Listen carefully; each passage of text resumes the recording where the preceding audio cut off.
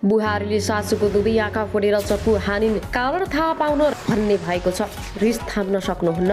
दर्शक विषयबारे पछिल्लो समयको नयाँ अपडेट समाचार ल्याएर तपाईहरूमाझ उपस्थित भइसकेका छौँ। यस समाचारलाई अन्तिमसम्म हेर्नुहोला, साथै सम्पूर्ण नेपालीमा पुर्याउन सक्दो सेयर गरी सबै सामु पुर्याउनुहोला। यदि हाम्रो च्यानललाई अहिलेसम्म सब्स्क्राइब गर्नुभएको छैन भने सब्स्क्राइब गर्नुहोला र हामीसँग जोडिनुहोला। दाङमा सासूको हत्या अभियोगमा बुहारी पक्राउ परेकी छन्। शान्तिनगर गाउँपालिका वडा नम्बर 7 राउतराकी 65 वर्षीय सासूको हत्या अभियोगमा 23 वर्षीय बुहारी पक्राउ परेकी हुन्। इलाका प्रहरी कार्यालय तुलसीपुरका प्रहरी प्रमुख डीएसपी श्याम अर्यालका अनुसार सासू कमिनी चैत 8 गते दिउँसो 12:30 बजे शान्तिनगर 6 कोरबाङ स्थित गनारीमा रहेको आफ्नै बारीमा केराउ टिप्न भनेर गएकी थिइन्। कमिनी केराउ लिएर राउतरा स्थित घर फर्किने क्रममा वडा नम्बर 6 कोरबाङ स्थित जंगलमा बुहारी कुमारीले धारिलो हतियार छुरी प्रहार गरी हत्या गरेको खुल्न आएको डीएसपी अर्यालले बताए। सासू कमिनीको शव दुवै आँखा फोडिएको, टाउको पछाडिको भाग, घाँटीको भाग र कान समेत काटेको र छातीमा छुरा प्रहार गरेको अवस्थामा शव फेला परेको थियो। स्थानीयले कमिनीको शव जंगलमा देखेपछि प्रहरीलाई खबर गरेका थिए। त्यसपछि घटना अनुसन्धानका लागि अर्यालको नेतृत्वमा इलाका प्रहरी कार्यालय खितलपुरका प्रमुख प्रहरी निरीक्षक नवीन चुडाली सहितको टोली अनुसन्धानका लागि खटिएको थियो। प्रारम्भिक अनुसन्धानबाट बुहारी कुमारीको संलग्नता देखिएपछि प्रहरीले उनलाई बुधबार नियन्त्रणमा लिएको थियो। बुहारी कुमारीले सासूलाई धारिलो हतियार चक्कु र हँसिया प्रहार गरी हत्या गरेको स्वीकार गरेको अर्यालले बताएका छन्। पक्राउ परेकी बुहारी कुमारीलाई 5 दिन थुनामा राखेर अनुसन्धान गर्न बिहीबार दाङ जिल्ला अदालतले अनुमति दिएको डीएसपी अर्यालले जानकारी दिए। सासू कमिनीले बुहारी मन नपरेको भनेर छोरालाई अर्को बिहे गर्न भन्ने गरेकाले बुहारी कुमारीले सासूलाई केराउ टिपेर फर्किँदै गर्दा हत्या गरेको खुल्न आएको डीएसपी अर्यालले जानकारी दिनुभयो। अब आउनुस् अर्को समाचारतर्फ लागौं। अँध्यारो हुँदै आएपछि बेड आक्रोशित हुँदै गयो। प्रहरीलाई नै लखेड्न थाल्यो। दोहोरो झडप बढ्दै जाँदा रातको 9 बजेको थियो। इलाका प्रहरी कार्यालय लिटाङका प्रहरी निरीक्षक इन्सपेक्टर रोमन राज अर्यालले भने सानो गेटबाट भागाभाग हुन थाल्यो। प्रहरीमाथि सिसाका बोतल, ढुङ्गा, मुढा बर्सिन थाले। त्यही क्रममा उर्लिएको भेडले उर्मिलामाथि आक्रमण गर्यो। उनले ज्यान जोगाउन सकिनन्। घाँटीमा धारिलो हतियारले प्रहार भयो। अरूलाई सुरक्षित गर्न ड्युटीमा खटेकी उर्मिला अपराधीको हातबाट मारिन्। अरूलाई जोगाइन् तर आफू जोगाउन सकिनन्। इन्सपेक्टर अर्याल आफैले उर्मिलालाई मैदानमा उठाउन मोटरसाइकलमा हालेर अस्पताल पठाए। रगत्याम्य उर्मिला अचेत थिइन्। प्रहरी पोसाकमा रगत बाहिरिएको थियो। उनको मुटु धड्कन थिएन। उनलाई अस्पतालमा मृत घोषणा गर्यो। तर प्रहरी अधिकारीहरूले उर्मिला बाँच्ने आश पहिले गुमाइसकेका थिए। 2076 सालमा प्रहरी सेवामा प्रवेश गरेकी उर्मिलाको 6 महिना अघि मात्रै प्रहरी जवान नवीन श्रेष्ठसँग विवाह भएको थियो। खोटाङ माइतीघर भएकी उर्मिलाको विवाहपछि घर उदयपुर हो। उनका श्रीमान इलाममा कार्यरत थिए। उर्मिलाका दाइ पनि प्रहरी सेवामा मोरङ कार्यरत छन्। अब आउनुस् अर्को समाचारतर्फ लागौं।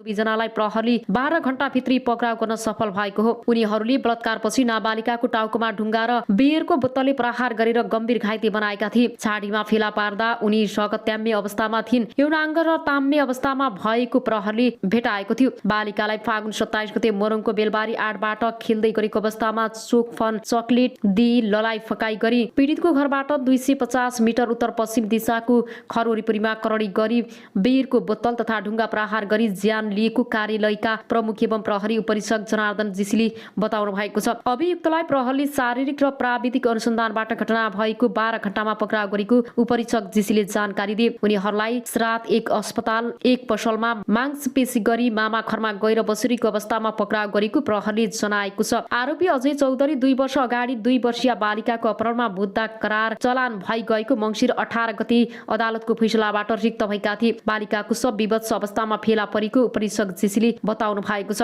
अभियुक्तलाई पूर्व पक्षका लागि 5 दिन अदालतबाट म्याद थप गरेको छ भने घटनाको आरोपमा आजीवन कारावासको माग गरेको प्रहरीले जनाएको छ। करिश्माको अन्तिम संस्कारमा उनका परिवार भक्कानी। घटना देखिएका सबैका आँखा रसाए। बिचरी त्यति सानी बच्चीमाथि यस्तो घटना भयो र स्थानीय विश्व निरौला भन्छन्। उनका बाबुआमाले अनेक सङ्घर्ष गरेका थिए र त्यो घटनाले हामी सबैलाई त्रासी दिएको छ। अहिलेसम्म आमाको होस खुलेको छैन र राजकुमारका छोरा केही समय यता बिरामी छन्। 2 छोरी मध्ये एकजना शारीरिक अपाङ्गता भएकी छन् र उनी बोल्न सुन्न सक्दिनन् र काममा नगएपछि राजकुमारलाई आफूसहित 5 जनाको जीवनको धान्न धौधौ भएको छ। गाउँका महिलाहरूको समूहले चन्दा उठाएर उनलाई सहयोग गरिरहेका छन्। समाज सञ्चार जगत र बुद्धिजीवी उद्योग व्यापारी व्यवसायी पनि सरकारको तर्फबाट धन्यवाद ज्ञापन गरिएको लेख बताए। सबै मुलुकहरूसँग मैत्रीपूर्ण सम्बन्ध कायम गर्ने नेपालको परराष्ट्रिय नीतिको मर्म अनुरूप छिमेकी राष्ट्रहरू लगायत अन्य कुनै पनि राष्ट्रका विरुद्ध नेपाली भूमि प्रयोग हुन नदिन नेपाल सरकार सरकारले प्रतिबद्धता व्यक्त गरेको उनले बताएका छन्। त्यस्तै देशको आर्थिक विकासमा सहयोग पुगाउनेमा मित्र राष्ट्र, दात्री निकाय, क्षेत्रीय एवं अन्तर्राष्ट्रिय सङ्घ संस्थाहरूप्रति पनि सरकारले आभार व्यक्त गरेको छ। बैठकले विभिन्न प्रसारण लाइन आयोजनाको लागि जग्गा प्राप्त गर्ने र प्रारम्भिक कारबाही चलाउने अधिकारी तोक्ने निर्णय गरेको छ। विशेष अदालतको अध्यक्षमा उच्च अदालत पाटनका न्यायाधीश श्रीकान्त पौडेल र सदस्यहरूमा न्यायाधीशहरू रमेश कुमार पोखरेल र यमुना भट्टराई, शालिग्राम कोइराला र बलभद्र वास्तुला र खुशी प्रसाद थारूलाई तोक्ने निर्णय गरिएको छ। त्यसैगरी राजस्व न्यायाधिकरण काठमाडौँको कानून सदस्य एवं अध्यक्षमा उच्च अदालत पाटनका न्यायाधीश टेक प्रसाद ढुङ्गानालाई तोक्ने निर्णय भएको छ। खानेपानी महसुल निर्धारण आयोगको अध्यक्ष एवं सदस्य सिफारिस समितिको सदस्यमा भूपेन्द्र प्रसाद आर्यलाई नियुक्त गरिएको प्रवक्ता कार्कीले जानकारी दिनुभयो। सरकारले भूतपूर्व ब्रिटिश गोर्खा सैनिकहरूलाई सम्बोधन हुन बाँकी रहेका मागहरूका बारेमा संयुक्त अधिराज्य सरकारसँग वार्ता गर्न संयुक्त अधिराज्यका लागि नेपाली राजदूतको नेतृत्वमा नेपाली प्रतिनिधि मण्डल गर्ने निर्णय गरेको छ। अब आउनुहोस् अर्को समाचारतर्फ लागौं। अमेरिकाबाट जहाज चढेर नेपाल आइपुगी 7वटा साडी। अमेरिकाको सिकुबाट प्लेन चढाएर ल्याएको 7वटा साडी 3 दिनको हवाई यात्रापछि शुक्रबार काठमाडौँ आइपुगेका छन्। गाईको नस्ल सुधार तथा दूध विकासका लागि कृषि तथा पशुपक्षी विकास मन्त्रालयले खरिद गरेको 7वटा साडी नेपाल आइपुगेका हुन्। 23 फेब्रुअरी अर्थात् 11 फागुनमा अमेरिकाको सिकागोबाट हिँडाइएको उक्त साडीहरू कतारको राजधानी दोहा, भारतको राजधानी नयाँ दिल्ली विमानस्थल हुँदै 3 दिनको जहाज यात्रामा काठमाडौँ अन्तर्राष्ट्रिय विमानस्थल आइपुगेको मन्त्रालयले अन्तर्गतको नेपाल लाइभ स्टर सेक्टर र नोभेम्बर आयोजनाले जनाएको छ। भारतको नयाँ दिल्लीसम्म कतार एयरवेजमा ल्याइएका साडीहरू त्यसबाट भने नेपाल एयरलाइन्सको जहाजमा चढेका थिए। नेपाल ल्याएका साडीहरूमध्ये 2वटा शक्ति 100% शुद्ध होलिस्टन जातका हुन् भने 5वटा 100% शुद्ध जर्सी जातको भएको आयोजनाका अनुगमन तथा मूल्याङ्कन अधिकृत डाक्टर केशव भट्टले जानकारी दिए। शुक्रबार आइपुगेको साडीहरू अहिले काठमाडौँमै आइसोलेसनमा राखेको र केही दिनमा पोखरामा रहेको बिर्री उत्पादन केन्द्रमा पठाइनेछ। कृत्रिम गर्भधान मार्फत नस्ल सुधार र दूध उत्पादन बढाउन 170 वर्षपछि स्केलमा पहिलो पटक 100% शुद्ध साडीहरू नेपाल ल्याएका छौं।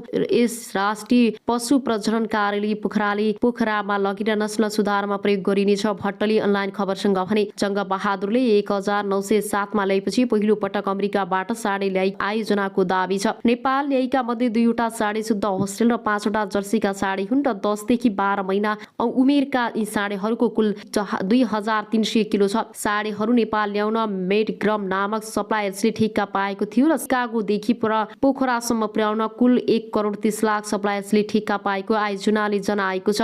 दूधका लागि किसानले व्यावसायिक रूपमा पालेको गाईमा उन्नत जातको नस्ल सुधार गर्न यी साडीहरू ल्याएको भट्टले बताए। राष्ट्रिय पशु प्रजनन कार्यालय पोखरामा यी साडी मार्फत संकलन हुने बेरिय स्थानीय नेपाली गाईलाई क्रस गराउँदा 50% गुण सर्छ। यसले हाम्रो गाईहरूको दुग्ध उत्पादन क्षमतामा बढ्छ र अनुगमन तथा मूल्याङ्कन अधिकृत डाक्टर भट्टराईले भने 18 देखि 21 महिनाका हुँदा वयस्क हुने यी साडीहरूबाट उत्पादन हुने बेरिय नस्ल सुधारका लागि उच्च कोटिको हुने राष्ट्रिय पशु प्रजनन कार्यालयले जनाएको छ। अब आउनुहोस् अर्को समाचारतर्फ लागौं। 2वटा मोर्चाको आकस्मिक बैठक। नेपाल कम्युनिस्ट पार्टीको केन्द्रीय कार्यालय बन्द गर काठमाडौँ बस्यो र नेपालका क्रान्तिकारी देशभक्त प्रगतिशील राजनीतिक शक्ति र नेपाली जनताको राष्ट्रिय रूपमा अस्वीकृत विरोध र देशव्यापी सङ्घर्ष गर्दा गर्दै पनि देउवा सरकारले